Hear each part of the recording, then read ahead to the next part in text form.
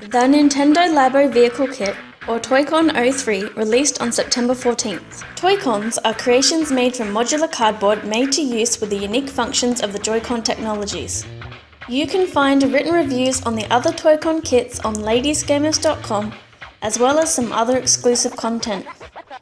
The vehicle kit comes with the 4 main constructions: car, pedal, submarine, and plane, as well as the 2 keys, a screen holder, a spray can, and some optional attachments. As with the other Labo kits, it starts you off with making a Joy-Con holder. I've said before that the instructions are a 3D video that pauses where you can rotate and pinch in to view how to do it. This makes it very easy to go back some steps or forward if you already got the gist of it. I've explained in heavy detail the processes of individual Toy-Cons in my written posts. This time I'll keep it a little simpler. The main differences in these pieces are that a lot more rubber bands are used. Both the car and submarine have wheels which are basically made the same way. Having made both the previous kits, the estimated completion times were mostly inaccurate. It took me about half the time to make the pedal, keys, submarine and plane than it said, while the car did take almost a couple of hours to complete. Making the submarine was interesting because it has 2 gears in it that you can see from the outside on the completed product. While the Discover section and making the Toy-Cons give kids a good idea of how they work, being able to see it while using it is neat. I will go over the controls just a little bit. The pedal uses the left Joy-Con to tell what angle it's being pushed at, whereas the keys use the right Joy-Con. They are Joy-Con holders that allow you to move it between the Toy-Cons without removing the controller. So you can take the key from the car to the submarine to the plane. The keys also have a button at the top that pushes the R button. All the vehicles need the pedal to accelerate. The car has the wheel to turn, a lever to brake or go backwards, a pull string to go fast and jump, and 2 other levers. These levers have knobs at the top that change what pulling them does, such as changing to a fuel nozzle, a saw, or a bomb. These are only used in adventure mode. The submarine has a button that is used as an anchor, also only used in adventure mode. It is controlled by 2 wheels which turn the direction of the propellers. This was difficult for my sister to wrap her head around, so she turned it around, which is actually recommended for some people in the Discover section. The plane is a joystick and pretty simple to control. It has a trigger to shoot missiles. If you make the Toy-Cons in order, the first game you will unlock is Slot Cars. This is controlled just by the pedal. Slot Cars has the option for multiplayer for up to 4 players, which you can do either by controlling a Joy-Con with your hand or improvising your own pedal. Currently, the option to buy spare parts for the vehicle kit isn't even on the Nintendo Australian eBay store. The Discover section does show a few ways you can make your own pedal, but there is another way I will mention later. You can change the direction the camera is facing using the control sticks, which my little sister did frequently to confuse me when I played against her. Both Slot Cars and Circuit use the same 7 tracks, but instead of a top-down view, Circuit is either first or third person. Circuit and Slot Cars look the same as the motorbike game in the Variety Kit, albeit with cars instead of bikes. They both also use your 3 custom tracks, which you can make with the Variety Kit's little motorbike. I went to check this and it does share the data between the 2 games, which is very cool. Unfortunately, it does not save water or sunlight and fog levels. This mode has 3 speeds, the option to turn CPUs on and off, and smart steering. It doesn't have much to it, but there are 3 other play modes. The Paint Studio allows you to customize all but the interior of the vehicle. Once you've made the spray can, you can open this mode. The right Joy-Con goes horizontally into a holder, while you keep the left Joy-Con out to use as the camera. The body, each tyre, propeller, wings, parachute and driver can be painted. Making a polka dot pattern was very easy and cute. Pushing in the left stick will allow you to switch between 2 different cars. It's similar to the customization in the robot kit, but a bit better, though it doesn't have the same colour options. The main mode, and probably the first one you'll enter after making the car, is Adventure mode. This is the biggest part of the game. It's a fairly good sized world split into 10 different areas. Each area has 8 missions, 2 of which are always fuel up at the station and find the flag. They have a variety of tasks, some of which are just to drive others to certain locations and others are a bit trickier.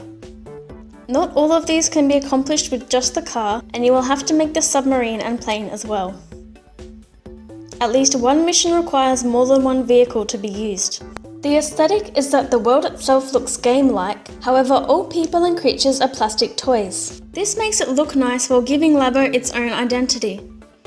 After you complete all the missions, you will be given an item that adds different effects to your car while carrying it, such as allowing it to drive through water faster. You also will then have to find 5-star pieces, some of which are a bit tricky. So not only is it fun for kids to just explore in, but they can also try to do all the missions and probably will ask for help when they get stuck. Adventure mode also has 2-player co-op, though it's not exactly fun. It's like a lot of 2-player co-op modes that Nintendo has been making lately that I'm not a fan of. It puts the second player in the back, and with any of the other vehicles they can fire a bazooka. However, this bazooka uses a ton of fuel and is only effective on a few objects. If you both push your key buttons in at the same time, the drivers will swap over. This includes the other vehicle, so if the other player is using the plane Toy-Con, then it will be a plane. It has to be pressed right at the same time, or the map will just come up instead. It's not very helpful or fun for the literal backseat player. Honestly, it would have been better without it. Rally mode uses the adventure mode maps you have unlocked to place a time race. Starting with only 20 or so seconds, going through each gate adds 15. In between gates there are arrows pointing at the general direction, and you go through all of them before the final gate. Most of the 11 rallies are only for one specific vehicle, but a couple allow for 2 or more. It's best to try these out after decently exploring the areas to be more familiar with them. There is also a hard mode option after you have cleared 10 normal courses. This adds just a little more gameplay and can be good for older kids. Battle mode is a similar concept to that of the robot kit.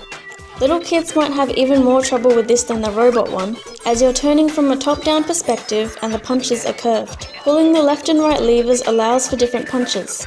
Holding a punch allows for it to get bigger and deal more damage. There are a few options, and you can set the time limit all the way to 99 minutes and the same for points to win. There are a few different stages, including one you can make by scanning something with the IR camera. The My level can be destroyed in a match with the punches.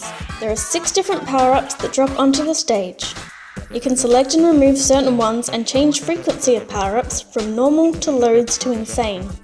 Unlike the robot kit, this time single player and versus are separated. Again, I don't know where you're going to find someone else with another Toy-Con car, but if you do, it's an option, as you can only use the car vehicle in battle mode. As I've said before, after playing with a Toy-Con, the Discover section for it opens up. In here, you learn more about each Toy-Con before taking a quiz on everything you've learnt.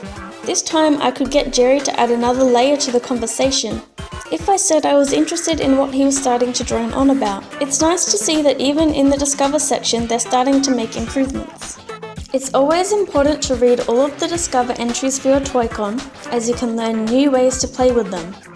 Plus the dialogue options make it a bit funny. This time you'll notice that there's a tape-down lid next to the Labo Garage one. After entering Labo Garage you can tap on this one.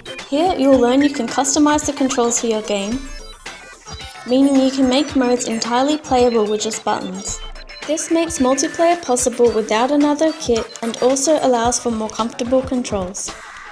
You have to do it yourself, but it gives you a start and lets you try it out in test areas. Although it lets you play custom controls in the play modes, it seems to run on a different save, as I went in adventure mode with my button controls and had no progress in it. I'm not sure why that's the case, but while adventure mode is a decent amount of content, it's no 30-hour game. Unless you want it to be. The pedal is pretty big, which might make it a bit hard for smaller feet. It is also apparently susceptible to my sister's foot sweat, so make sure to wipe your feet if that's a problem for you. The car's levers are a bit prone to issues, but the game has smoke coming out of your car when something's not right. The wheel actually feels pretty good to control. I found it much easier than the motorbike. Unfortunately, its implementation in Mario Kart 8 Deluxe isn't any good. Being able to customize the controls to buttons makes multiplayer possible without makeshift Labo contraptions. It also means the game isn't unplayable if the pieces break and can be played out and about. While it doesn't have the robot kit's ability to tidy up in itself, I think this is the best of the 3 kits so far. The main game mode is the longest of any of them, plus it has a circuit, rally and slot car mode. Even the Discover mode seems to have more, as you can prompt Jerry into tangents. While a lot of the modes take from the other kits, these are merely good additions to add more to the game. The Adventure mode is a much better game than that of any other Toy-Cons, and has its own cute little toy world. I suppose I could complain that only the car makes use of the Circuit mode, the only submarine or plane-specific races being in Rally mode. It would have been a way to add more playability. Other than that, my only problem is that instead of having a backseat driver, they should have made a split screen option instead. While kids have their own preferences, this is definitely the one to get. It's good to see that they're continuing to make little improvements to Labo, like the custom controls. I give Nintendo Labo Toy-Con 03 Vehicle Kit an 8 out of 10. And 2 livers.